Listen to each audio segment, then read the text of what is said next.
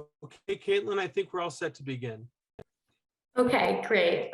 Hi, everyone. Welcome to our International Student Panel, Caring for Our Common Home, Our Hope-Filled Future. My name is Caitlin Kenny, and I'm a member of the senior class at John Carroll University in Cleveland, Ohio.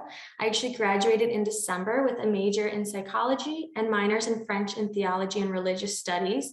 I'm currently a member of Alpha Sigma Nu, and I was actively involved in a lot of sustainability efforts at John Carroll, including being the president of the student-run environmental issues group.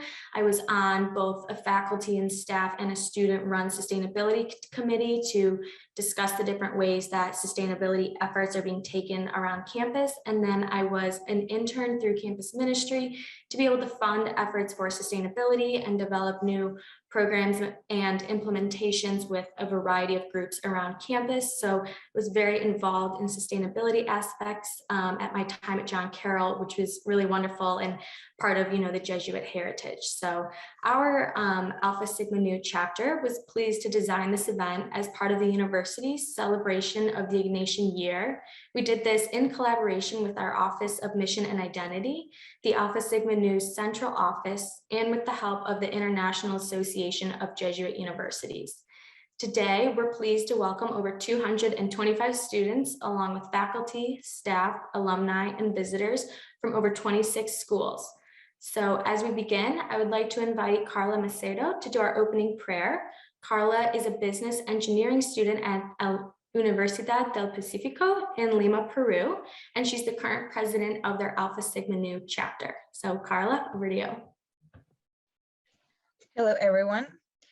Dear God, we thank you today for the opportunity to be united to share international experiences on one of the most sensitive topics of our time, the environment.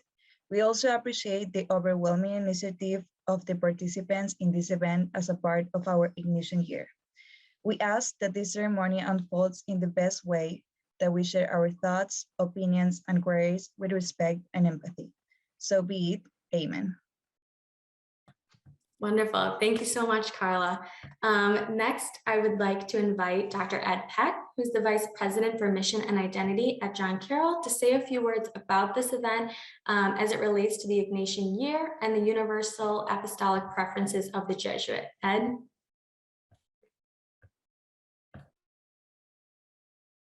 So as I hope all of you know, we are in the middle of, or not the middle, we're well into the Ignatian year, which was called by Father General and it started last May on the anniversary of the 500th year from when St. Ignatius was injured in Pamplona with a cannonball, and it extends through the end of this July 31st, the celebration of St. Ignatius feast.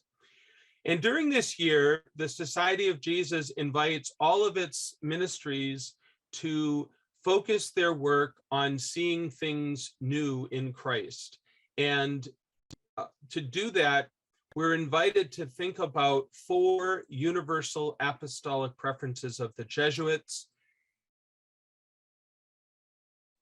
These served by Jesuits and their colleagues from across the world, and they focus our work on very important things.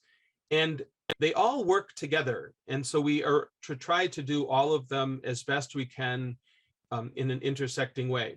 So the first is to showing the way to God through the spiritual exercises and discernment.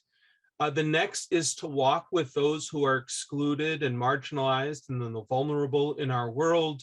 The next is to accompany youth on their journey toward a hope-filled future. And then caring for our common home, collaborating and caring for our common home. And I hope that you see from the panelists today that all 4 of these are operative in our theme this year. At John Carroll University, we wanted to be able to celebrate this year by listening to young people from across the world and seeing what gives you hope. So that's what's behind our panel today. And so we're very happy to do that at this time. And so thank you all for being here. And thank you, Caitlin, for hosting us and all of our panelists and guests today. Great, thank you so much, Ed. That was really wonderful. Next, I would like to introduce Kate Gartner, who is the Executive Director of Alpha Sigma Nu, to welcome us and say a few words about the international scope of this event. So, Kate. Thanks, Caitlin. As she said, I'm Kate Gartner. I'm coming to you from Marquette University, where Alpha Sigma Nu has its central office. We at Alpha Sigma Nu are grateful to have this opportunity to co-sponsor this panel, and we welcome you as well. For those of you who don't know about Alpha Sigma Nu is the honor society of Jesuit universities. Its purpose is to challenge students to excel, not only in their academic pursuits, but in their pursuit and commitment to the values of Jesuit education and in serving others. Our chapters engage their members in programs promoting the missions of their universities. And in the process, they build a community of like-minded students who become alumni with a distinct set of values and beliefs. ASN provides a platform for student and alumni members to collaborate with the Jesuits on mission, and more specifically today, on the Universal Apostolic Preferences and on programs for the Ignatian Year. Alpha Sigma Nu has chapters at all 27 of the US Jesuit universities, at Regis and Campion colleges in Canada, at Sogang University in South Korea, at Universidad Loyola Andalucia in Spain, and at Universidad del Pacifico in Peru. The ASN network, 90,000 members strong, connects members to network for mission, social, career, and service purposes. As ASN has expanded its international presence, our student leaders are so excited about making these international connections and friendships, especially as all of us who are Jesuit educated share beliefs and values. With many Jesuit high schools, universities, apostolic works, connections, and links across the globe, there is such potential for a global Jesuit network. Father Arturo Sosa, who Ed mentioned earlier, he's the Superior General of the Society of Jesus, recently said, by developing networks among us, we also open wide possibilities to collaborate with others in the adventure of planning and working for the future of humanity. You may not be aware of the efforts to connect all of us Jesuit educated folks, so I have two websites to recommend besides alphasigmanu.org. Both are pretty easy to remember. The Jesuit Network at jesuit.network is an international initiative supporting innovation and pursuing the universal Jesuit mission within all Jesuit apostolates and works. The Jesuit Network focuses on the promotion and fostering of international connections and projects among individuals and institutions. Also, you've heard mentioned the International Association of Jesuit Colleges and Universities, the IAJU. The IAJU encourages Jesuit universities to promote peace and reconciliation, justice and faith through university research and the formation of students in order to transform society and culture. You can find IAJU at iaju.org. You'll learn all about the Jesuits' current efforts to forge international connections and collaborations. Thanks to Dr. Peck, John Carroll University, Caitlin, our panelists, and all of you attending, we will see the potential of this Jesuit network today and hope that this will be just one student international collaboration working for the future of humanity. Thanks, Caitlin. Thank you so much, Kate. I would now like to say a few words about the main part of today's program, which is the panel discussion. So as Kate mentioned, several student presidents from across the Alpha Sigma network worked with our chapter to design this event because we wanted it to be students talking to and listening to other students. So we looked for suggestions for panelists representing different parts of the world. Knowing we could not get representation from all parts of the world at once, we tried our best to get people from as many countries and regions of the world as possible. We hope this will be the beginning of other collaborations with other countries. So today we will hear from panelists from Ecuador, Peru, USA, Spain, South Africa, and India. We will hear from each of them and then have questions and answers for you. Throughout the panel presentation, I want to encourage you all to submit questions by hitting the question and answer button, and we'll do our best to answer as many as possible. We really want this to be interactive. So first, we asked for your input when you registered. And throughout our time together, Dr. Peck will share some of your input. And after this event is finished, we will send you all of a file with the input we received that you shared. Second, from time to time, we'll release a few polls to seek your feedback as we proceed today. Finally, toward the end of our time together, we're planning to invite you all to another Zoom meeting with breakout rooms with the panelists if you would like. So now to the panel discussion. We asked panelists to introduce themselves and share their main concerns about the environment. We asked them also to share something that they and their school or organization are doing to make things better. So after all of the panelists go, we'll share your questions with them. So I'd like to introduce our first panelist, who is Alessandra Badajo from Peru. Okay, well, hi everybody. Good afternoon to all. First of all, I just want to say thank you so much for the invitation. My name is Alessandra Badajo, as you say. I am 18 years old. I am from Lima, Peru, and I am studying economics at the Universidad del Pacífico. Well, since always I have said that if we want to change the world, first of all, we need to talk about it. That's why I'm so glad to be here sharing my perspective of this huge problem, and it is climate change. And I hope that my words can encourage more than one to remain committed with the environment. Well, we know that the United Nations has established that we are in a point of no return, where we either act for the planet or let it continue to worse. That's why we are the best solution. We are the generation to do it. Tomorrow and in the coming years, we're going to be the professionals who are going to in charge of leading this change. As I said before, I am from Peru. And in Peru, we have 27 of the 32 climates worldwide, which means that we are a so rich and also diverse country. However, it also makes us kind of fragile and vulnerable to the effects of climate change. That's why the consequence of climate change will definitely affect the future. However, now we can already see large impacts. That's why one of my main concerns about climate change is that it poses a risk to farmers as well as the food security of the country itself. This situation becomes worse if we consider that in Peru, 55% of the population living in poverty works in activities that support the country's primary food production systems. And not only that, if crops are scarce, prices will skyrocket, leaving people unable to access them. In addition, the global warming that causes this lack of food on people's daily lives causes the migration of entire people who must seek a different destination where they can find food. This has been the case in many towns in Peru, a city in Peru, where in recent years the citizens have been affected by the stability of the rains, losing their crops and also affecting their quality of life. Additionally, a temperature change of several degrees can make temperature zones more vulnerable to disease development. For example, in another city in Peru, Piura, the increase in heat in cold areas causes the appearance of diseases that hadn't been registered in the area, such as Yuta and dengue. This pandemic has already shown us that there are shortcomings and also many difficulties in health systems in many countries. So climate change would further aggravate the situation.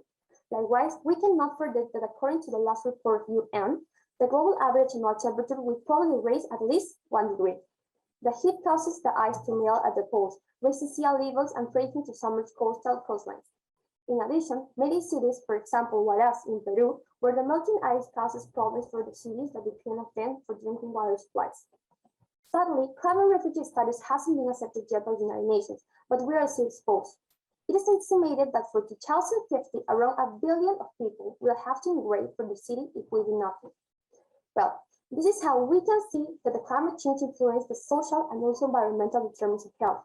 For example, we can talk about clean air, clean water, no food, and also safe housing.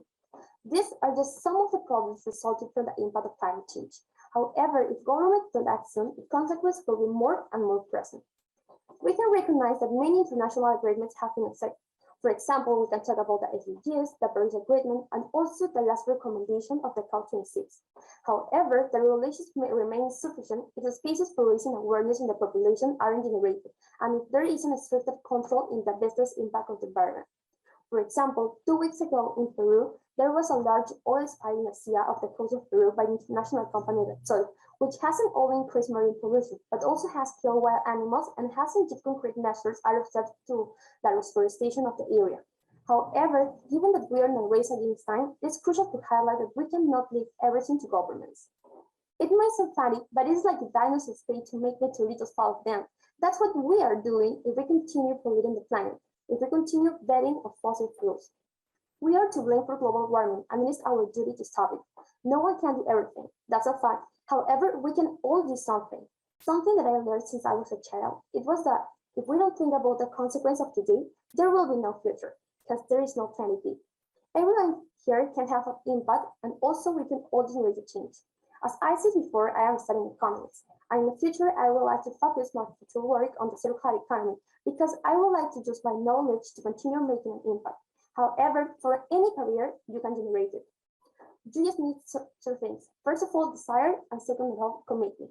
At my university this year, I have been assumed the role of president of Access. Access is Media, which is an organization that promotes a culture of sustainability and also establishes many projects to help the environment. For example, teaching environmental issues to many children in schools, making eco brains, and also sharing environmental news, among other things. That's why I am inviting you to participate in many clubs like this, or if there isn't one in your school or in university, to encourage to form it.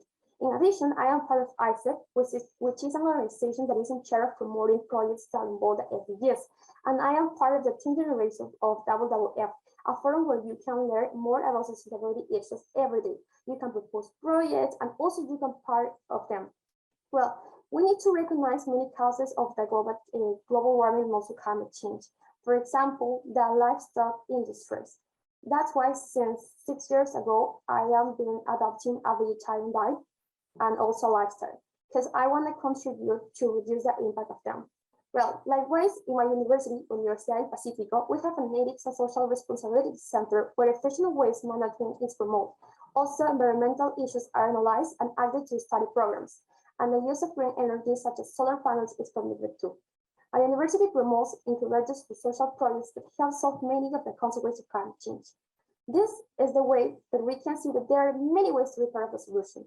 I encourage you to find the best that can reach you and also contribute to creating a better future.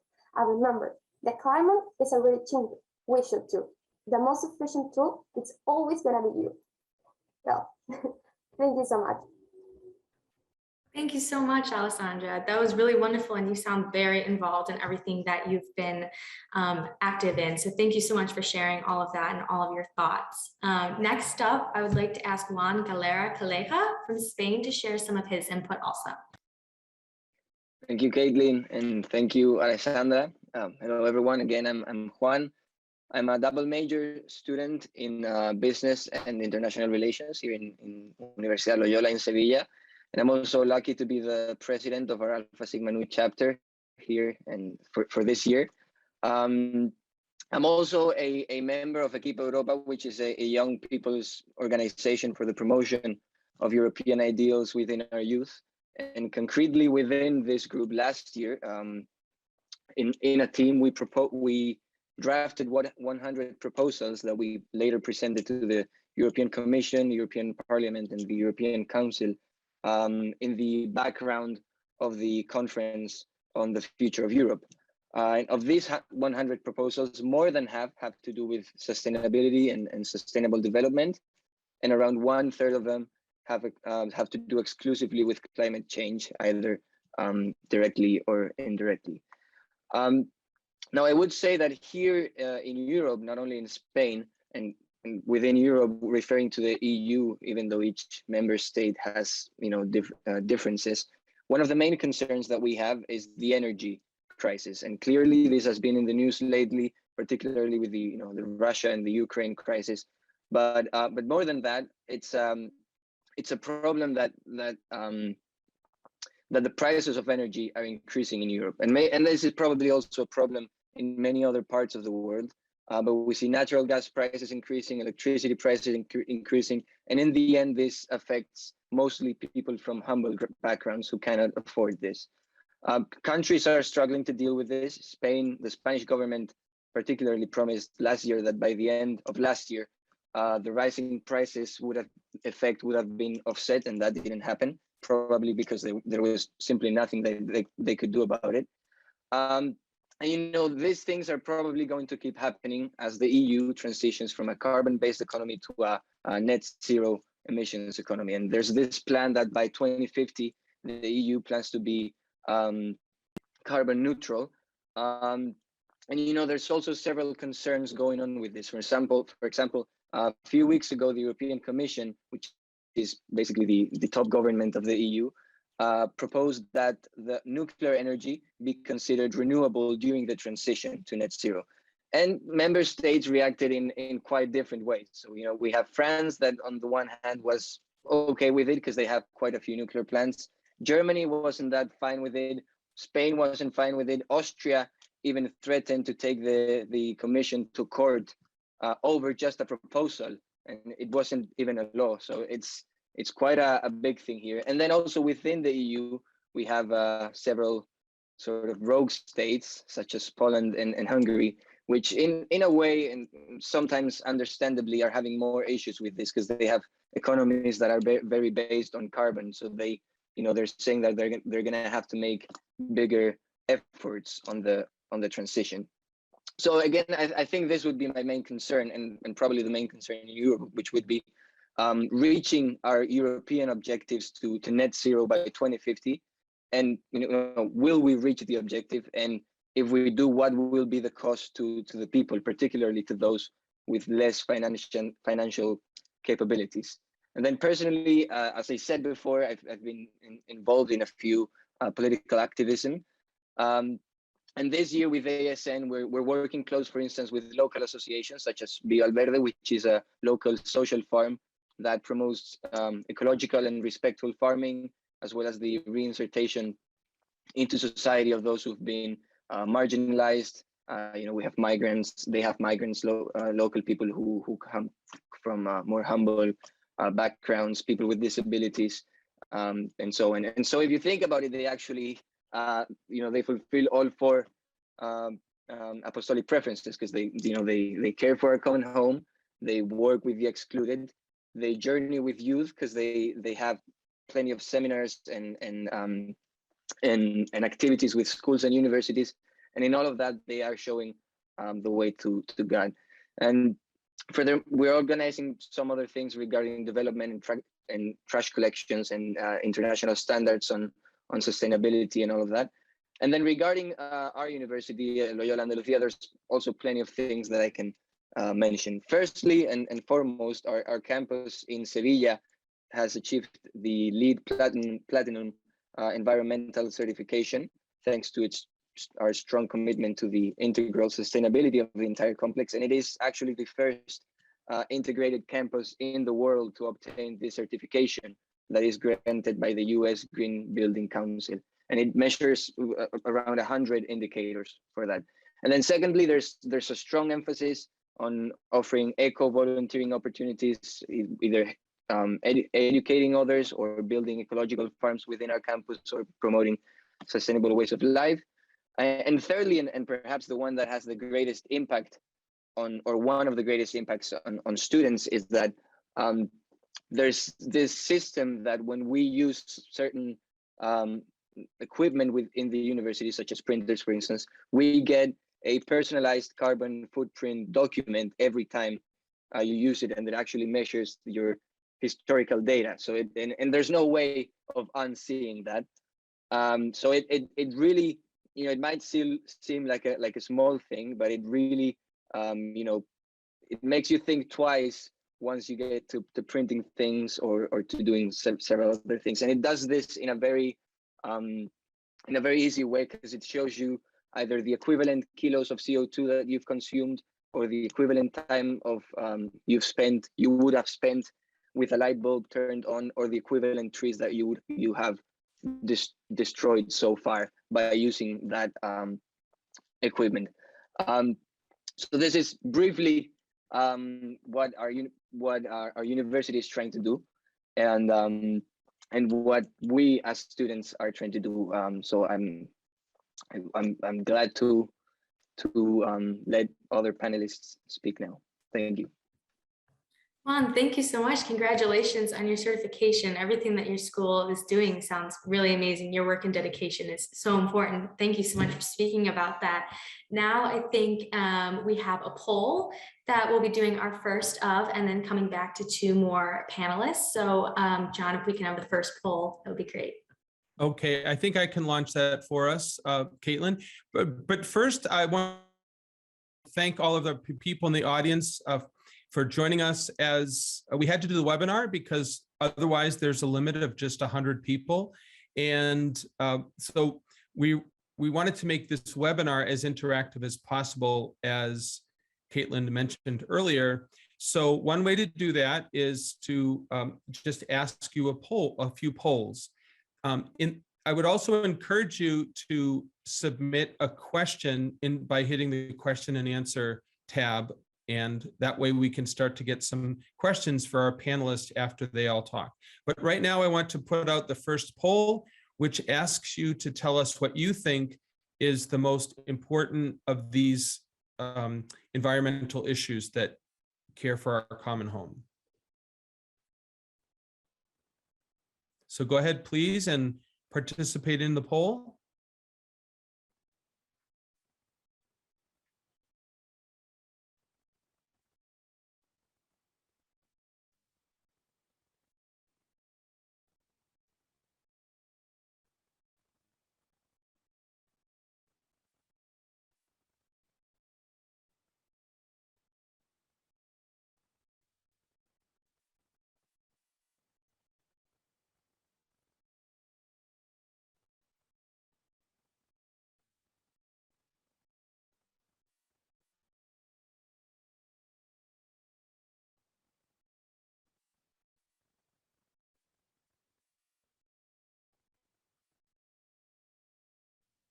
We'll give you just another minute to let people finish. And as we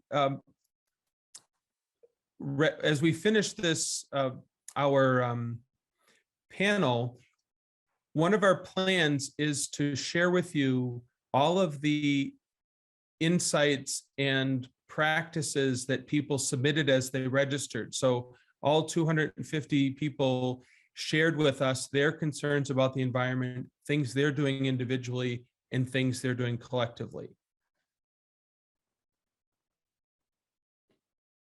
And we'll give you 10 more seconds for the poll.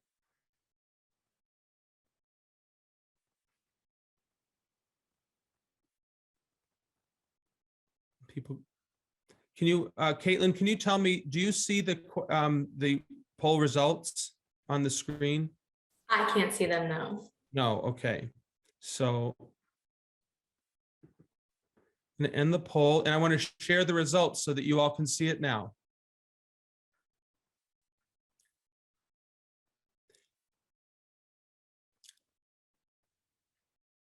So these are the things that, these were many of the topics that were in the submissions as you registered. And so we just wanted to let you all take a look at this.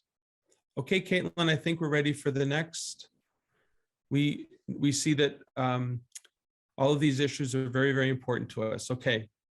Great, thank you so much. That was a very interesting poll. So next up, I would like to introduce Maurice Condor from Ecuador to speak a little bit about their efforts, his efforts. Hello, everyone. It's a pleasure to be here. As Caitlin said, I am Mauricio Condor. I am studying in Ecuador, Quito, Ecuador, the capital. My degree is international business. I am in the middle of my degree. And I study in the Pontificia Universidad Católica del Ecuador. I am 23 years old. And yeah, the principal concern that I have, or that in Ecuador it's too important to pay attention, is about the pollution and also the waste of a lot of food. So in my country, it's important. I don't know, there were a lot of problems about the pollution, not only for the vital resources, but also to the health of people. For example, this Monday, there were a landslide in my city due to there were a very strong rain. So that happened because the climate is changing so fastly. Nowadays, the country that doesn't have the resources and the structure in order to support these events. It's a bit sad because this event had to happen in order to the government decided to change some things. So in my country, it is also special because there were a lot of problems, and also a lot of, maybe I could say corruption, because there are the money in order to make some change, but the people, the citizenship, they can't see that changes. And also, okay, it's true that we have also the intelligence, the skills, but another problem is that there are a lot of people who think that we prefer to study abroad, or we prefer to go to travel abroad and not to travel in our country. Maybe it could be true because we needed a better instruction in another countries, but yes, I think that we have to return to our countries in order to start to participate more in the for the city. In my case, I am, as I said, that I am studying international business. I recently had an interchange in Spain where I learned about a lot of things of environment and global change. Global change. That it was so interesting because I now I have the opportunity to mix that knowledge, because I have learned also that there are a lot of companies, for example, water companies that sell water in bottles, in plastic bottles. It is interesting how they sell every day more and more. And that's why they design a so beautiful bottle in order to catch the attention of people. But what is the problem? There are a lot of plastic consumption. So nowadays, as I am a businessman, so I decided to study a lot of marketing and decided to combine this knowledge, not only to understand how companies are trying to sell these products that maybe that hurt the environment, but also because I would like to create a company in order to change that vision, that maybe to reduce the consumption of plastic. So nowadays in my school, in my university, we don't have a lot of courses or a lot of I don't know, a lot of groups in order to have a better a more participation in these kind of topics. But as I said, that I am in the interchange.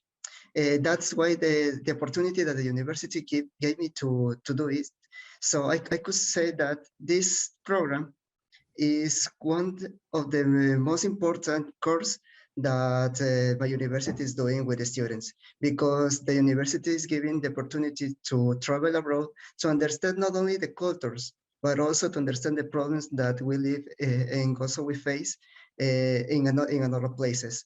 So yeah, I could say that it is the most important, because also teachers and students can I don't know, can have a lot of conversations in order to increase and also to tell to more people to participate in these kind of programs.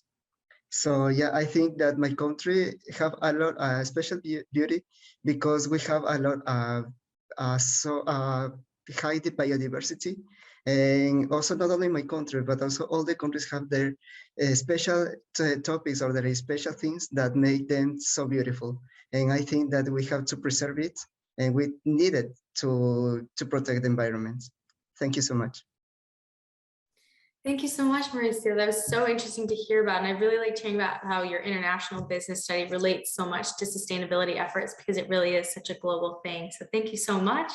Next up, I would like to introduce Charlotte Dwyer, who is from the United States, to talk about her and her school's efforts. Hi, everyone. I'm Charlotte Dwyer. I'm from the suburbs of Chicago. I'm an environmental studies major with a sustainability management minor at Loyola University, Chicago. I'm not in Chicago right now. I'm currently in Rome, studying abroad for the semester. So that's been exciting. I'm still taking environmental courses here, which is awesome. And so have a lot of concerns about the environment. I think my top concern recently has been the increase in extreme weather disasters across the US, not only in the last several years, but last several decades, honestly. And can you guys hear me? Okay, just making sure. So this trend is directly correlated with the increasing global temperatures. Living in the Midwest, I guess we see more extreme cold weather in the winter and much more extreme warm weather in the summer. But like in California, the wildfires and the droughts have been increasingly intense over the past several years, and each year it seems to be getting worse. Tropical storms and hurricanes are increasing in coastal cities, the intensity and the frequency. Polar vortex that happened in Texas recently, destabilizing their whole energy grid. This just goes to show that climate change is happening all over the US, and not only the US, all over the world, but I'm just speaking from my knowledge and my experience. And although communities and cities are very resilient, we're not equipped to deal with these catastrophes, and the consequences of climate change induced events will only get worse if we don't take direct action. And I think this panel is already a great indicator, and we can see that our generation is a lot more environmentally conscious than generations prior. And I think together, being here, we can, band together and care for a common home. A few things that I'm doing and my peers are doing to help. Obviously, I'm majoring in environmental studies and sustainability, so that's been really nice. It's one of my passions, about the environment, the environmental health, the health of our planet, the health of its future. And I hope to spread and advocate for environmental sustainability and environmental education, and just spreading the word out there to people who may not know accurate information or who are new to environmental sustainability. There's a lot of clubs that I've been involved with at Loyola Chicago as well. Just we do a lot of stuff together, and it's nice to have collaboration with people who are like-minded and share common interests, and especially about the environment, which is just such an important issue. And then Loyola does a lot for environmental sustainability as well. We just recently, in the past year, our Institute of Environmental Sustainability was declared a school, which was a big step for us. Loyola has been promoting sustainability for a couple decades now. We have a climate change conference every spring, which is such a great opportunity to go. It's a week-long event. There's different panels every day, different topics. It's really enriching, and I suggest if you are interested, go check it out. We have one coming up in March. We have our updated climate action plan that declared carbon neutrality in Loyola by 2025. So divesting from fossil fuels and doing more environmentally conscious and sustainable things to help slow climate change, and kind of give an example, a model to other schools to follow as well. And I just want to say, I'm really excited to be here. I think this panel is a great thing, and I'm glad that so many people are here and care about climate change and care about the environment. And together, I think that we can make some really positive change in the future. I agree, Charlotte. Thank you so much. And congratulations on all of your school's efforts. Loyola and their conferences are very well known to a lot of Jesuit schools. So that's very exciting that you were able to come and talk today. Thank you so much. So thank you to both Mauricio and Charlotte. And now we have another poll, and then we'll come back to our two final panelists.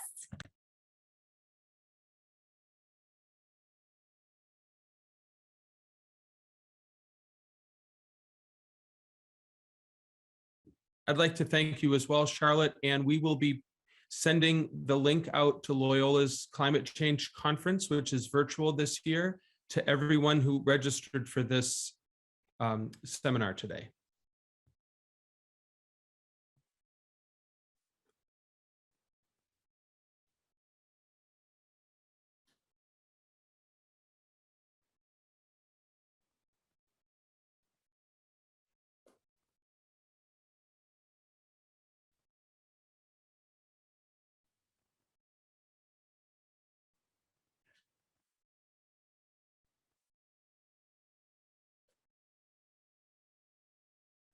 Yesterday at John Carroll University, we had Brother Mark Mackey from Loyola University, Chicago, speak to us. And one of his parting recommendations in answer to someone's question was, before we can start to care for creation, we need to care about creation. So he encouraged people to go outside and experience the beauty of nature and to learn about the realities of climate change. And it seems like that's of interest to people here. So we'll give you another 10 seconds to finish this poll, and we'll move on to the next two speakers.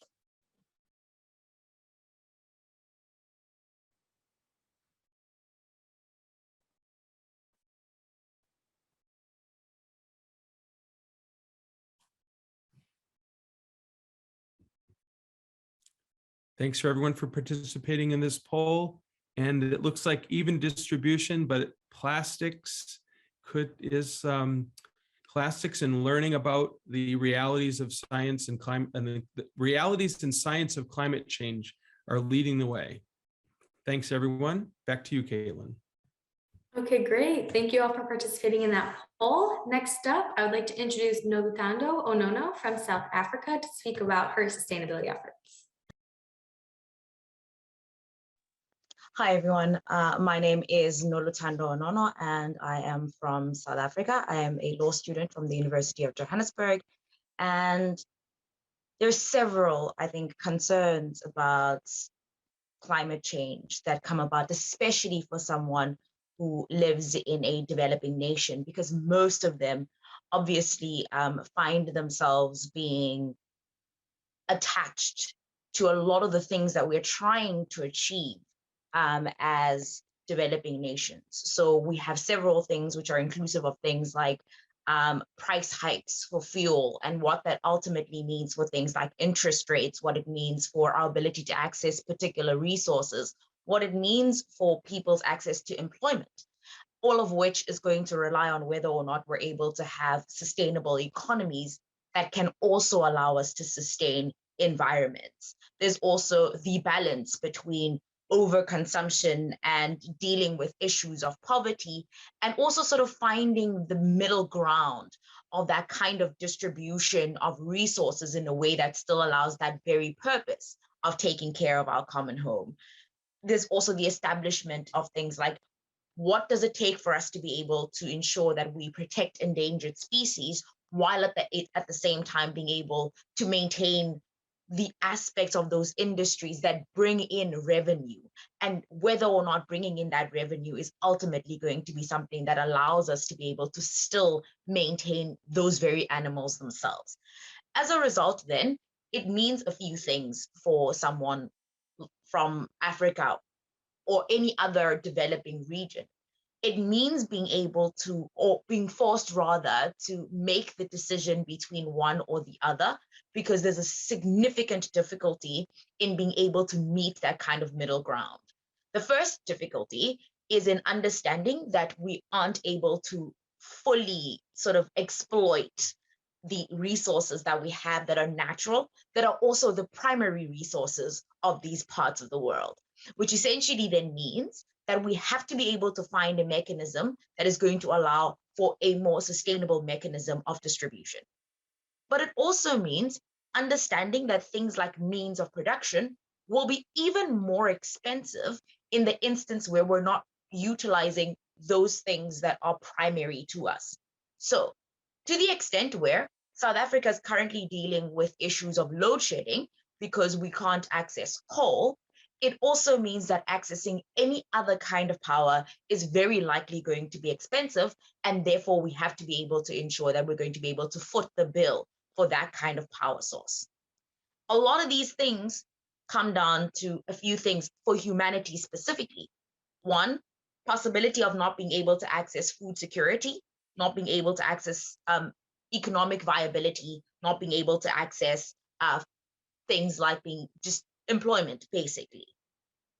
That then brings us to how we're able to access some kind of effort that is going to give us a resolution of some sort.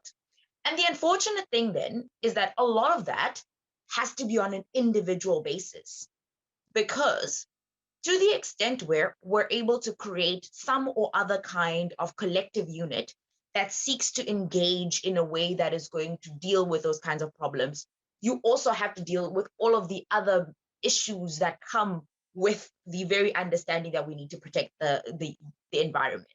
That means then that institutions like universities start to have things like recycling bins. They have little groups that come together to try and discuss ways in which we can create innovative ideas that are going to assist us in being able to do things like create sources of renewable energy and various other things through science expeditions and various other things. And it also means just having green initiatives within these institutions that are going to allow us, at the very least, to be able to have some kind of contribution.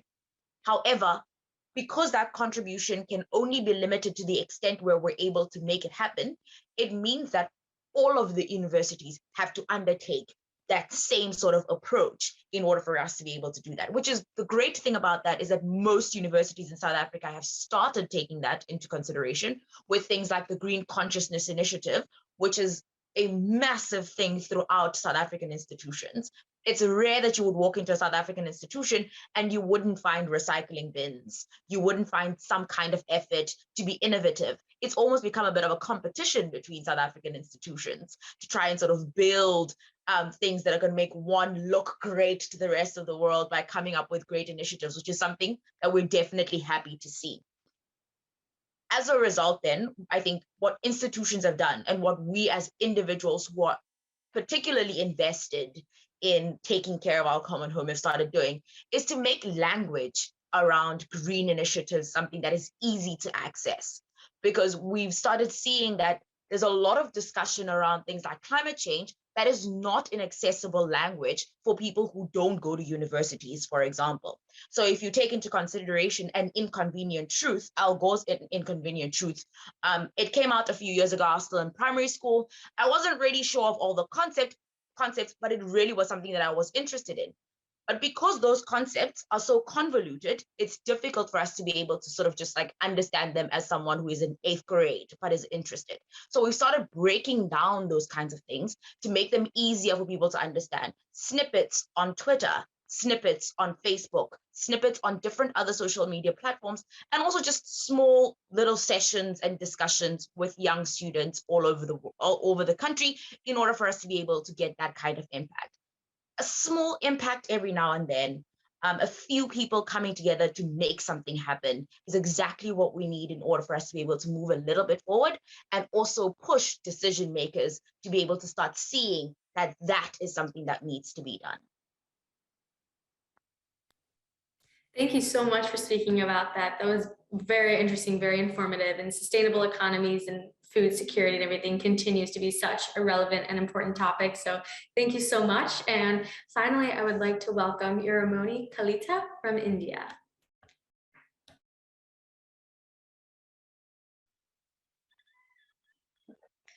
Hello, namaste. My name is Hiramani Kalita and I'm from India. And right now I'm currently pursuing my bachelor's degree, which is in Loyola College, William Nagar, that is situated in Meghalaya. And today I'm really grateful that I got this opportunity to introduce myself in front of you all and to share some of my thoughts. So like, as we all know that the climate change is one of the major problem that is happening around the world. So like, as I'm from Meghalaya, a northeastern state of India, basically I'm going to talk about the climate change of Meghalaya. Meghalaya, which literally means the abode of clouds, as the name suggests itself, it is mixed with clouds and rains. The climate of Meghalaya varies with its altitude. The climate of Khasi and Jaintia hills is differently pleasant and bracing, while it's neither hot nor cold in winter. But over the Garo hills, the plains, the climate is warm and humid, except in winter. April and May are the warmest months, and January is the coldest month. Meghalaya is uniquely vulnerable, and it is irreplaceable rainforest that holds survival for the rest of India. Since many years have passed and a lot of changes have taken place, our climate have changed too. But regarding the changes, not only humans, us, but also natures too are responsible for it. Meghalaya earlier were full of trees, acres, lands full of forests, animals, water resources, and it had a calm weather.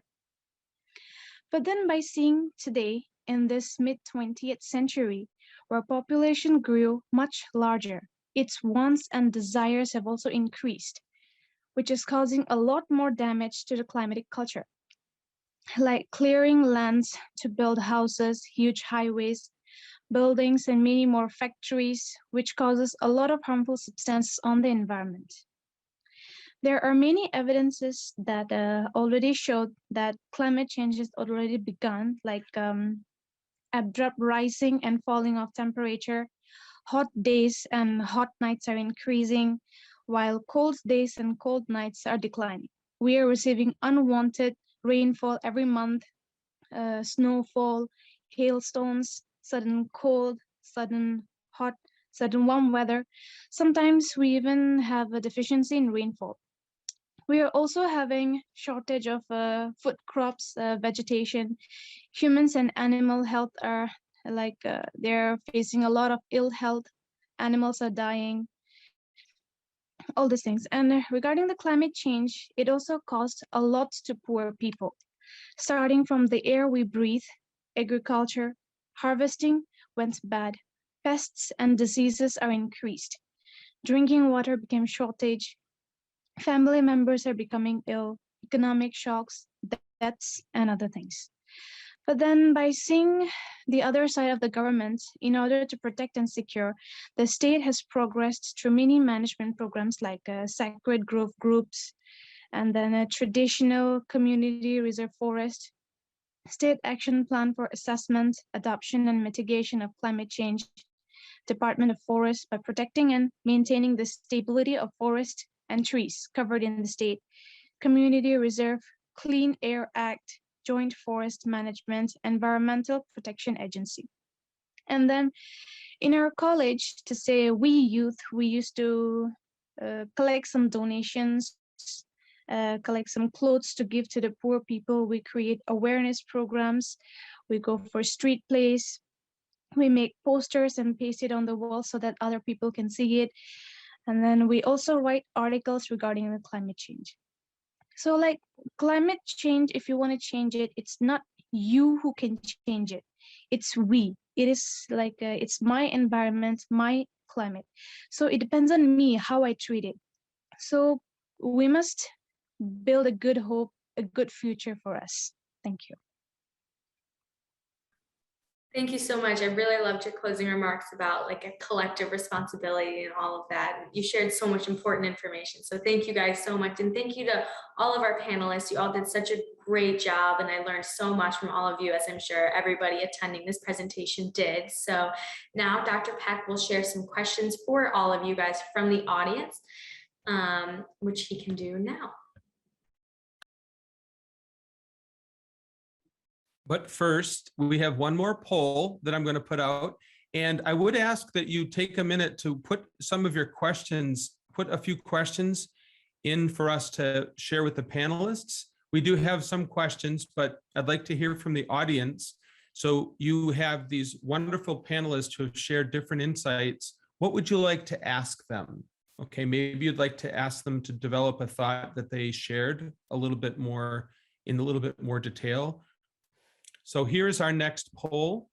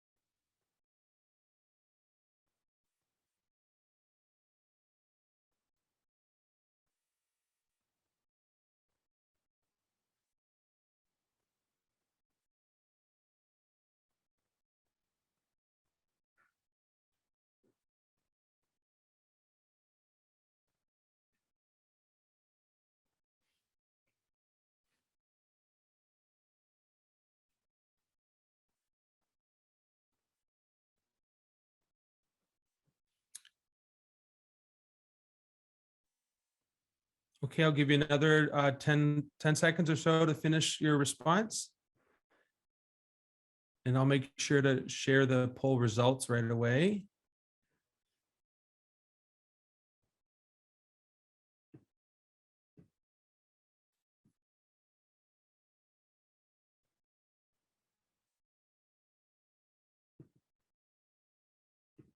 Okay, so this question asked us, what would you like to see our institutions do? And certainly there's a distribution among each of the choices, but it seems that your interest is most strongly in asking your universities to use more renewable energy, maybe to move toward being carbon neutral, as we heard from Charlotte.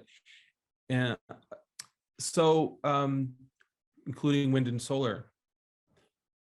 Okay, thank you all for participating. And the results of these polls will be included in the material that we send you as a follow-up. So on this slide here is a summary of the concerns that you gave us during the registration process. So there are pages and pages of concerns. And so my colleague Diane McTeer, who is on here today, and one of our work study students went through and tried to summarize. They came up with 4 categories.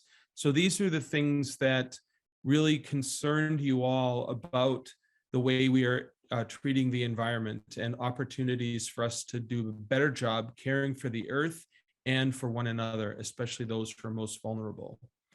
Okay, John, I'm gonna ask you to stop sharing this slide, and we will go to the question and answer period. So we have a few questions that have come in. So the first is, what is so panelists, please feel free to unmute yourself and answer as you would like to. This is a open roundtable discussion. So I've told the panelists they don't all have to answer every question, but we do want to hear from you. So the first question is, what is the most important thing that each of us as individuals can do to contribute to saving the planet?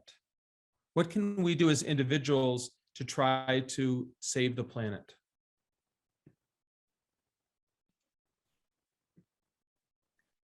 Personally, I think, and I was thinking about that before with the second question on the second poll, is to spread the word in a way, and sort of, and I think that's a very Jesuit thing, try to make a change by having others make the change. If that's, I don't know if that sounds right. It's like if one of us helps, and then that has an effect on 2 people, and then those have an effect on 2 more people each, sort of spreading.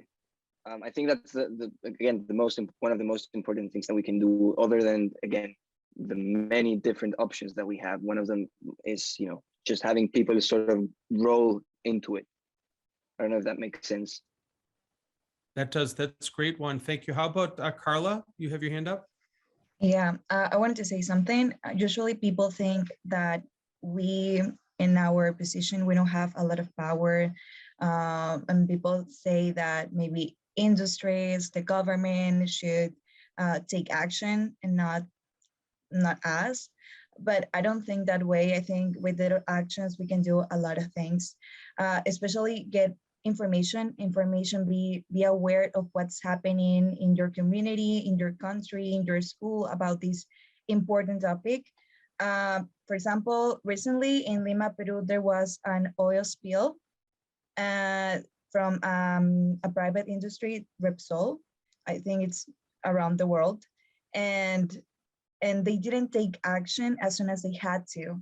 We were on social media, we were sharing all that happened. A lot of people cannot work anymore because they work in the fish industry. A lot of, it is really hard, this situation. And they didn't take action as soon as they had to. They waited till we start sharing the information, we have a massive campaign in social media. So that's what we can do. We can share information. We can, from the little that we can do, we can make a big impact. Thank you, Carla. Alessandra. Yeah, well, I totally agree with what you say. For example, spread the word is the most important. I always believe that if we are aware and also understand the problem, we're going to be able to find solutions. And also, if we teach, for example, a culture of sustainability to the youngest people, they're going to be who are going to in charge of this, leading this change in the future generations. So if we are going to able to spread the word, we're going to able in future to find solutions. Great, thank you. Anyone else want to respond to that question? Okay, well, I'd like to thank, and I hope she doesn't mind, but my colleague and the person who gave us this question was, Charlotte, you'll appreciate this, Dr. Nancy Tuckman, who is a friend, and she is the Dean of the School of Environmental Sustainability at Loyola University Chicago, and a great supporter of national and international efforts around sustainability. So thanks for being here with us, Nancy. So another question comes in. So this is to anyone who would like to answer. Do you think schools from around the world can work together to come up with a plan to implement in each of their institutions? If so, what do you think would be a good plan to come up with? So how could all the schools cooperate?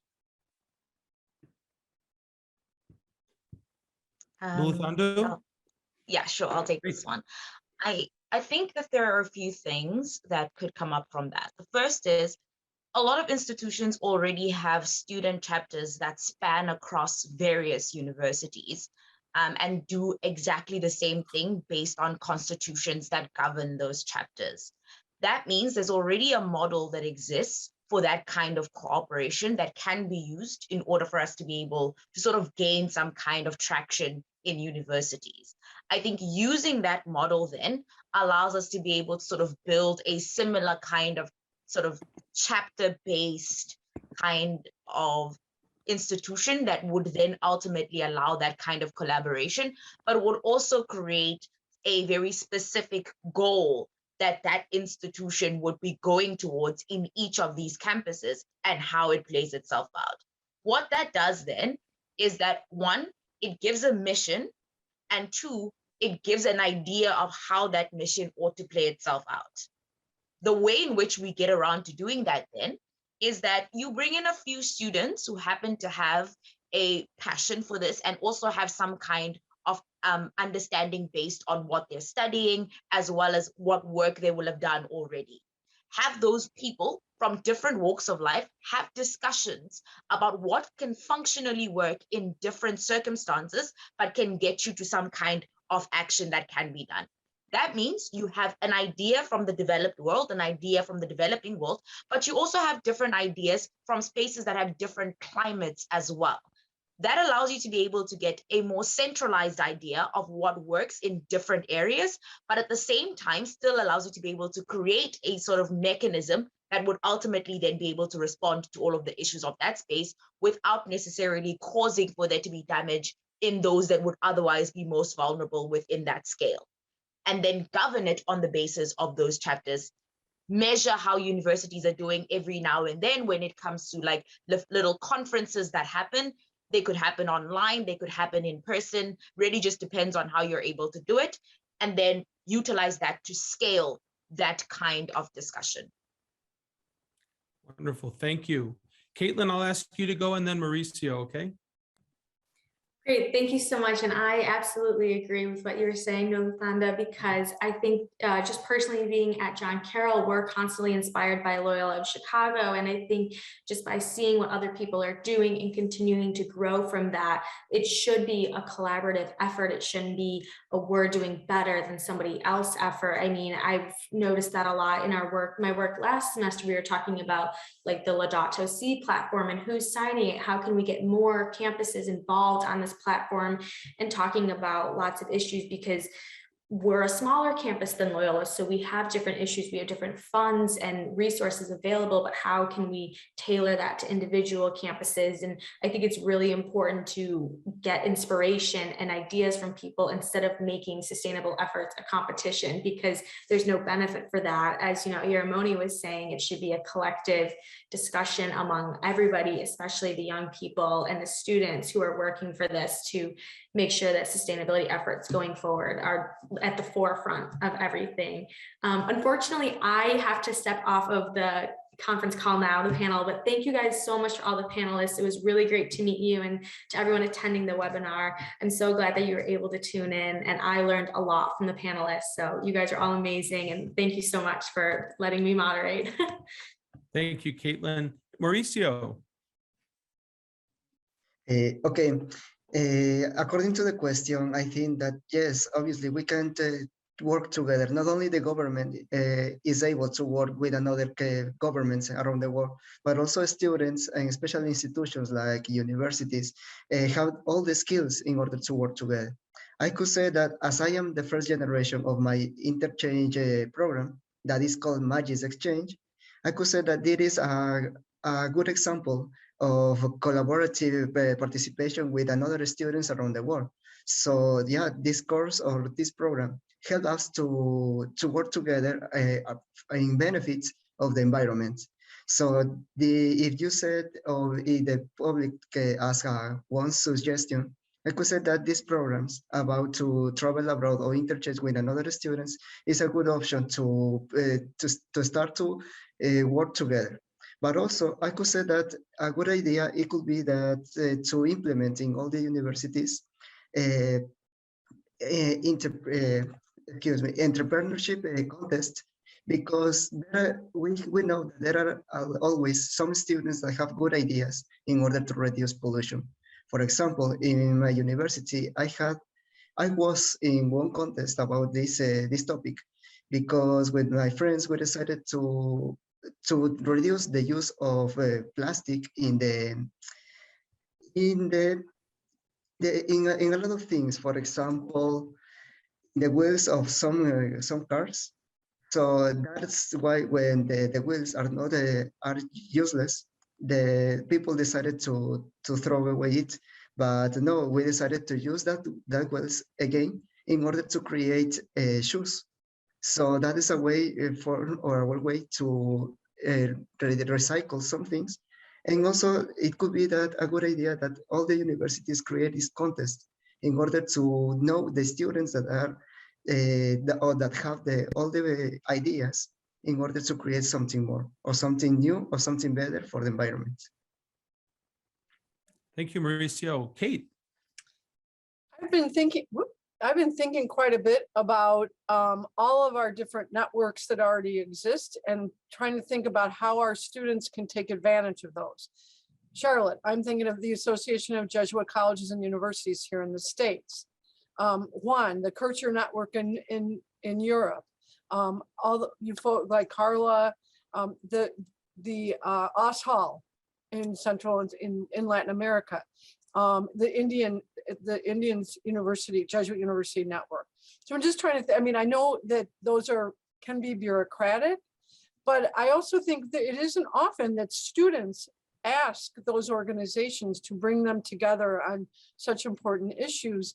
And it seems to me that we are a great example, thanks to John Carroll, that it can work and can work very well, and that students will come if we provide the platform to not just have AJCU students come together, but to have AJCU and OSHAL and the Kircher, we could ask for that kind of collaboration. So when it comes to how can we gather students together, I think that's one way we can all ask for that out of our networks. Great, thank you, Kate. I'm going to move on to another question. So thanks to those of you who are sending them in. This is for each of the panelists that wants to speak up. Maybe we can start with those who haven't had a chance to chime in yet. What portion of the students at your school do they believe are actively working to reduce their consumption of resources and recycling materials that they do consume?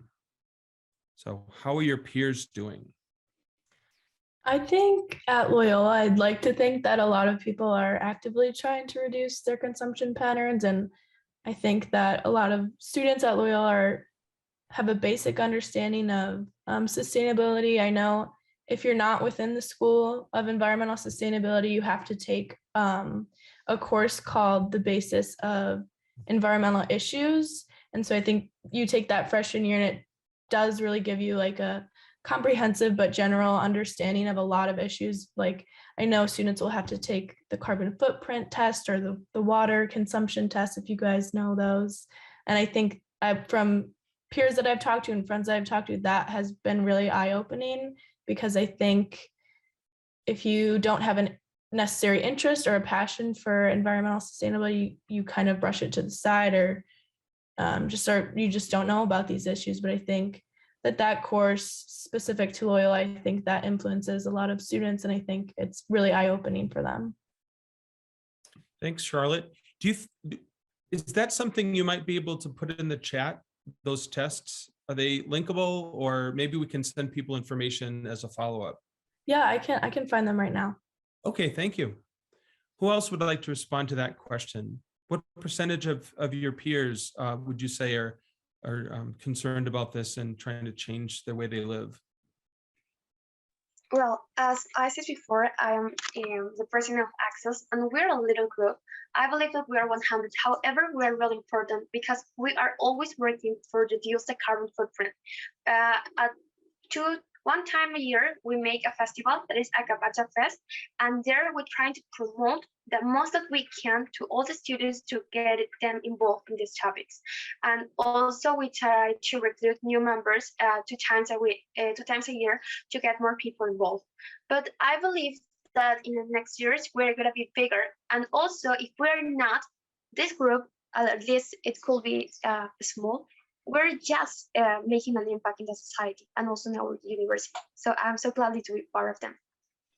Thanks, Alessandra. Anyone else want to weigh in?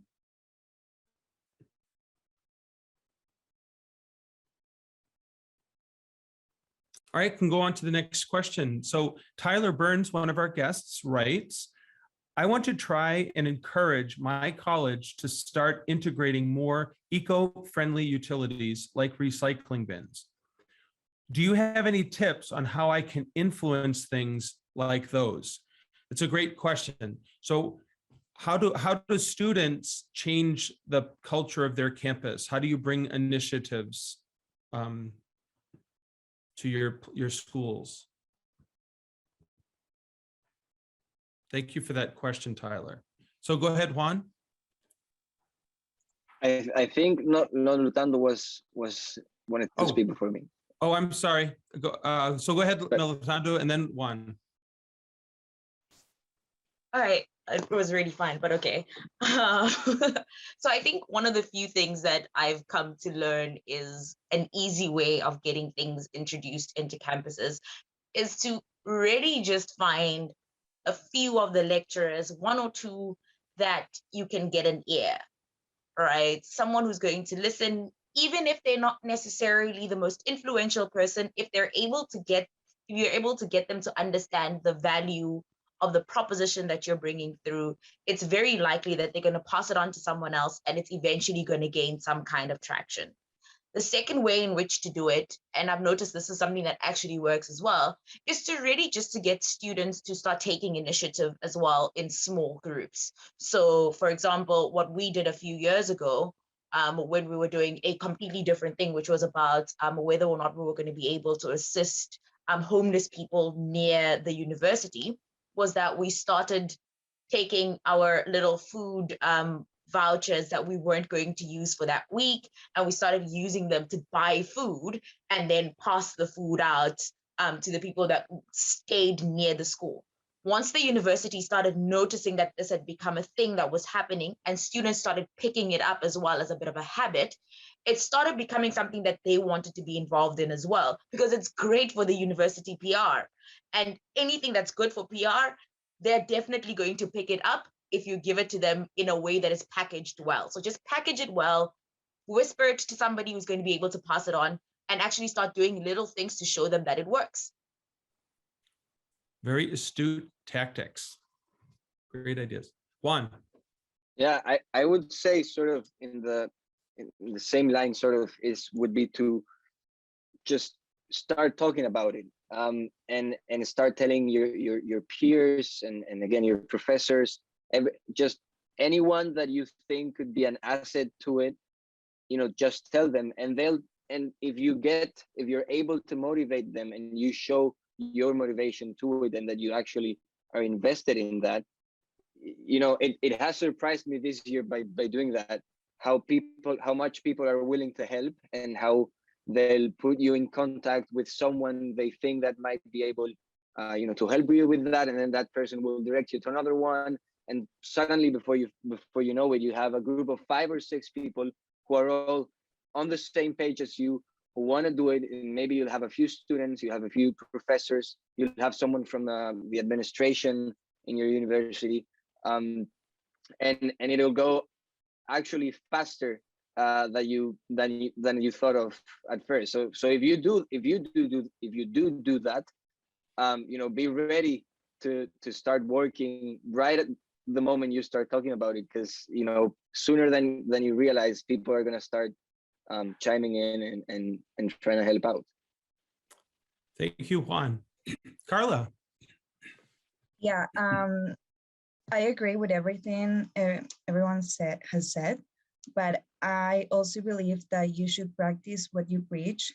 If you want to influence people, it's not just enough to talk about something. It's also what your actions are, what other people see in you as yourself. If you are doing something to save the air, if you are recycling, if you are using your bike, stuff like that, and other people, your family, your friends are going to see what you're doing, and they're going to be, I want to do that too. I want to contribute from what I can do to save the earth, the planet. Thank you, Carla. Mauricio. Yes, my idea is something that, as Carla said, because it doesn't matter if your university doesn't help you and doesn't give you all the help that you need, because maybe you are finding or you are looking for in the wrong place. You could start with these small changes in the stores or maybe in the offices that are around the university. For example, in my university, in my case, we have a lot of restaurants. So what happened? We could say, or we could talk with them in order to change something. I just said, some kinds of trash. So try to change it, or maybe to use another or ecological resources. So that stores are always so friendly, and they always help us in order to show something. But so if you started to change all the places around the university and the authorities of university will see that all the places around it, they are using another kind of energy, another kind of elements. So what will happen later? The university will start to change it, because maybe it could be the social pressure, but it is also a good idea, because the university will start to think, okay, all the people are using it, why not us? So yeah, it could be a good idea if you want to implement new advices or new suggestions to your university. Thank you, Mauricio.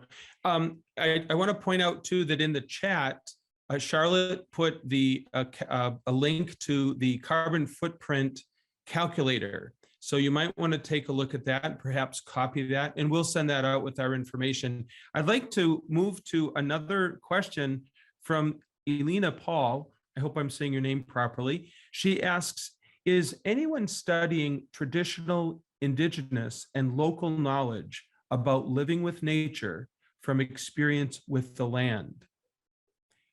This reminds me, on Monday night, our students at John Carroll, the Center for Student Diversity and Inclusion, sponsored a film called Gather, which talked about the Indigenous Native Americans' efforts to struggle for food sovereignty and what that means for their culture. So I think this really relates to this question. But so have any of you are you studying this? So Charlotte, if you could go. Yeah, I was in a course last semester. It was called Environmental Justice, but it was centered specifically around Native American justice. And I think that class was really eye-opening for me and for a lot of my peers as well, and learning about Indigenous culture and Indigenous rituals and traditions, and the relationship that they have with the land, with the water, with any natural resource is so much different than, I would say, like a mainstream or modernized approach. And I think that with Indigenous culture and Indigenous sustainability is where we can really learn a lot. They just view the land as part of itself, and whatever they take, they give back. And I think it's more typical of Americans to just take and not give back and just be kind of greedy with consumption patterns. So I really think that focus on sustainability and environmental justice that's where we should study is Indigenous justice and Indigenous sustainability. Thank you, Charlotte. Mauricio. Okay, in my case, as I live in Latin America, we have a lot of indigenous people, indigenous also that maybe they live around the jungle, and it is too difficult to face them in the city. But also in my university, we have a lot of courses, especially a language course where you can learn all of this language. This is called the Quichua. So if this is especially for people that are working maybe in some degrees of tourism or maybe communication, but also so people and students can study this kind of language. But also I think that we don't need especially theoretical courses in order to learn about the lives of that communities or maybe about their experience with the nature. I think that to understand better, we have to face it. For this, I think that we need to travel to that places in order to experience one of that ceremonies, or maybe to live 1, 2, 3 days in that communities. In my country, as my country is a bit small, it is possible because you can travel one weekend to that communities, and they will give you all the experience about it. So, and I think that it is the best way in order to understand something, because if something shocks you, or if something is better, not better, but it's amazing for you, you don't need more theoretical practices. You need also to remember all of it. And yeah, that's all. Thank you. Thank you, Mauricio. And then Nulathandu, if you would like to go for this, and then we'll go on to another question. Thank you. So I'm not studying anything that has to do with Indigenous environmental justice or anything of that nature. But growing up in South Africa, where there are several different tribal groups and various different cultures that are rooted in certain environmental practices, and coming to understand and interact with all of that means that there is always something new that gets to be learned from this. So for example, I'm part Sotho, and there's the Basotho rain dance that comes with various elements that include things like how you need to do certain things in order to take care of the place where the rain dance takes place and every other neighboring parts of the environment, and what that means in order for you to be able to get rain. There is the traditional Xhosa healers, who have very specific ideas about what happens in the environments that they work within, and whether or not you're able to bring in things like plastic to those kinds of spaces, and what those sacred grounds have to be, how they have to be taken care of.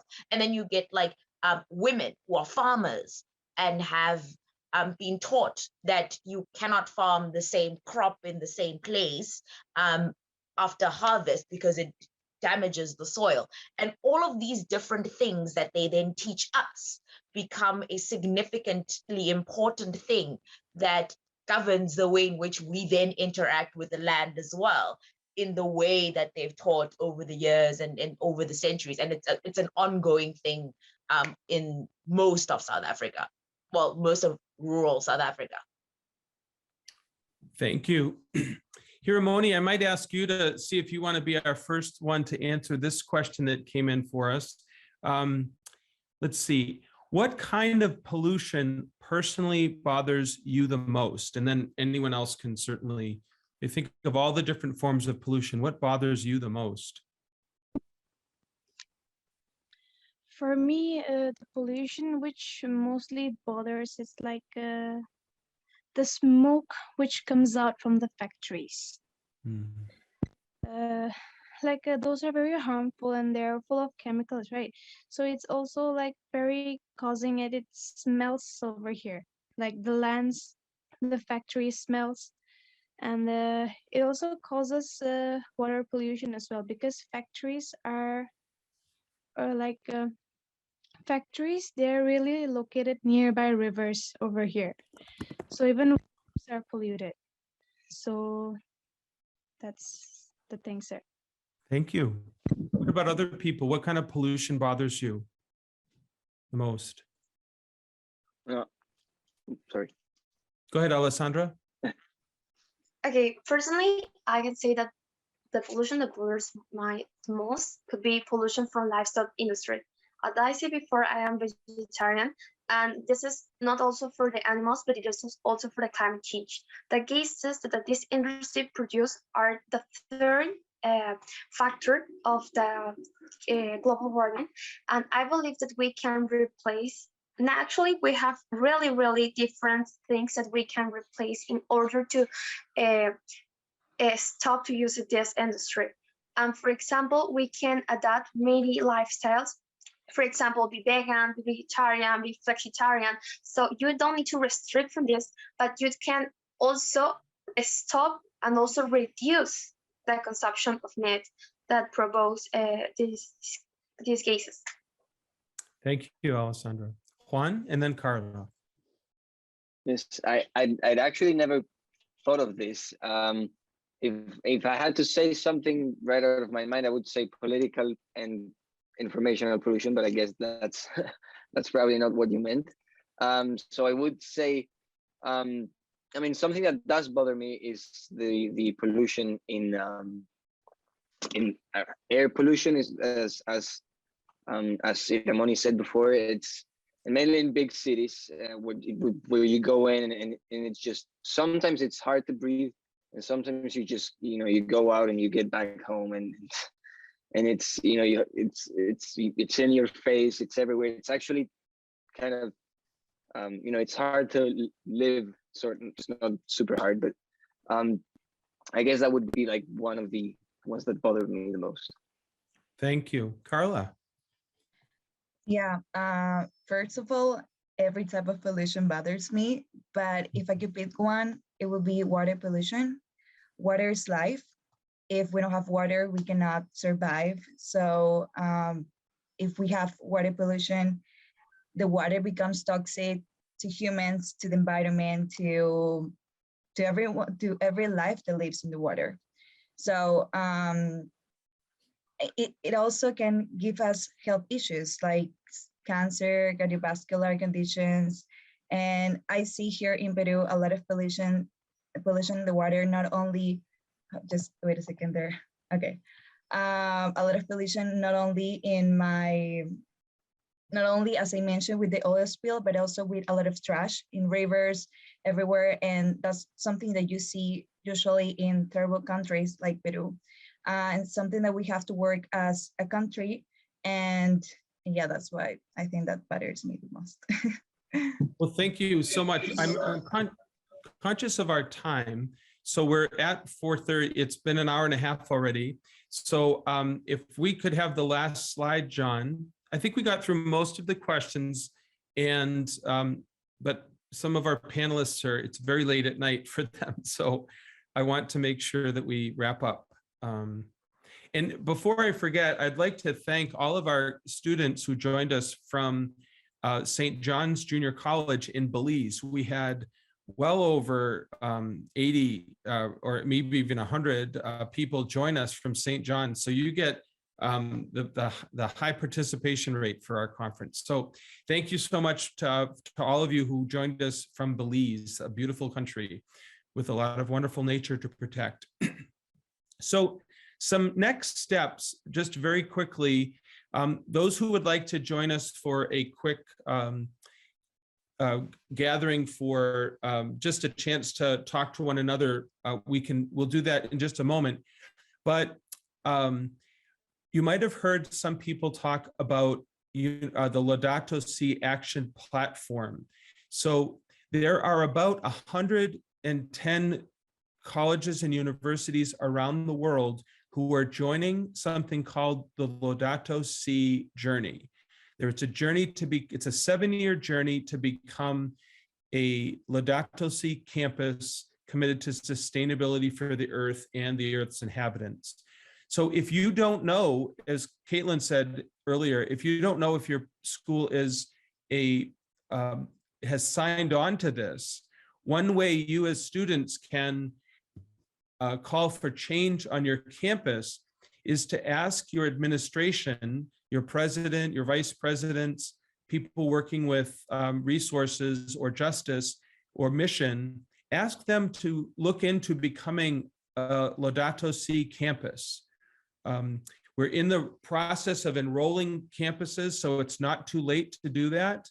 And we will send you information on how to advocate on your campus to have your university become a Laudato Si campus.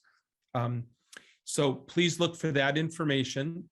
Next, I have really exciting news for all of you that was shared just a few days ago from Dr. Michael Shook at Loyola University, Chicago. They are coordinating a conversation between Pope Francis and the students at Loyola University, Chicago, but also students from schools in South and Central America.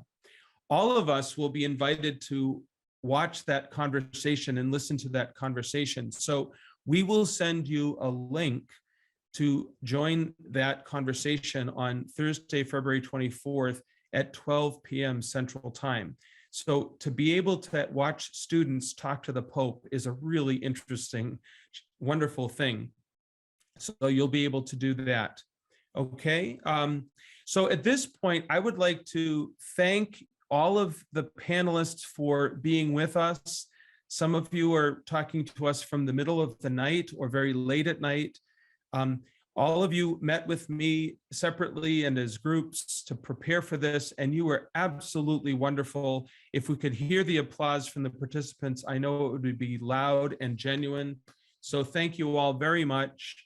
I will be in touch as a follow-up to continue this conversation. So right now I'm going to put this over to Kate. And but before I do, for all of you in the audience, I would like to invite you, if you'd like, to come in for 5, 10, 15 minutes, as long as you'd like, to come into a separate Zoom meeting. And the link is here for you. And John is going to put it in the chat for us. John, if you can do that, put a link in the chat so that people can join it. So I'm going to leave and Kate is going to wrap us up. And I'm going to go into the other Zoom meeting where you can see one another if you want, and you can talk. So this is a chance for those of you in the audience that want to talk to one another for a few minutes. We hope you join us, and we look forward to seeing you there. Again, thanks to everyone for joining, and we will make this recording available to all of you and to those who couldn't join us today. So John, thanks for putting that in the chat. Kate, thanks for wrapping up. When will we know that the room's open and we should move? It'll be open in about a minute. So Okay. I'm just I'll go and open it right now. So I'm gonna leave and John will be the host. And then, but everyone, please copy that link from the chat so you have it. So I'm gonna leave and go open that room. Great. Oh, so we're looking at the chat.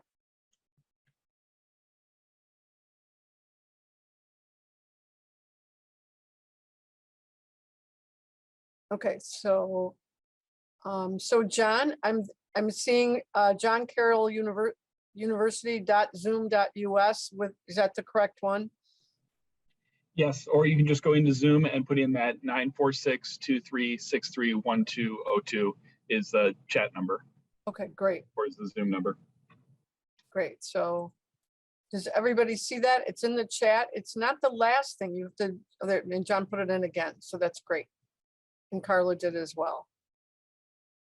So if you're just wondering what we're going to be talking about in the Zoom, I think it really is, as Ed says, will be very conversational. Talk about what did you hear?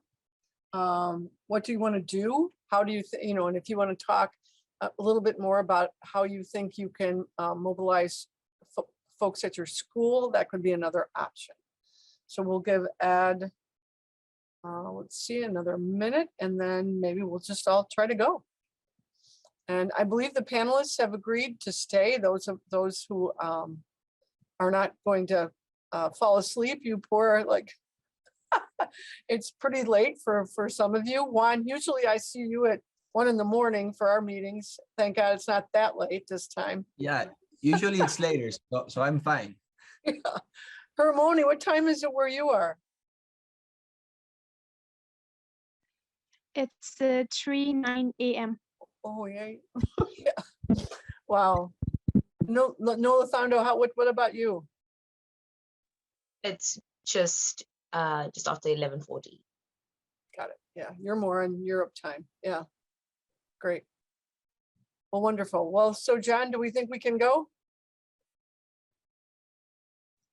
Yes, I would think it has the room open by now and people can start jumping over. We'll keep this Great. room open as well for a little bit. Great.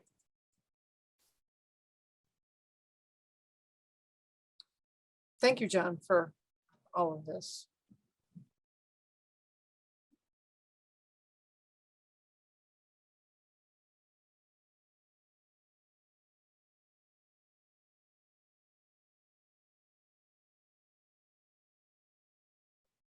Carla, it's working for you?